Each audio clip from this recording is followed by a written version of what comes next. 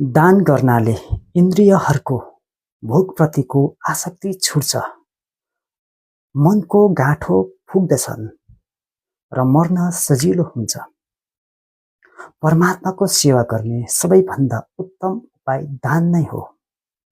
वेदमा 3 प्रकारको दातको उल्लेख पाइन्छ: उत्तम, मध्यम एवं निकृष्ट। धर्मको उन्नति स्वरूप सत्य विद्याका लागि दिइने दान उत्तम दान हो। कीर्ति वा स्वार्थ प्रेरित भएर दिइने दान मध्यम दान हो भने वैश्वगमनका लागि अनावश्यक एवं अयोग्य प्रशंसा गर्न व्यक्तिलाई दिइने दान तथा पाण्डालाई दिइने दान निकृष्ट मानिएको छ। पुराणमा अन्नदान, वस्त्रदान, विद्यादान, अभयदान एवं धनदानलाई श्रेष्ठ मानिएको छ, जुन पुण्य कर्म पनि हो। धन्यवाद।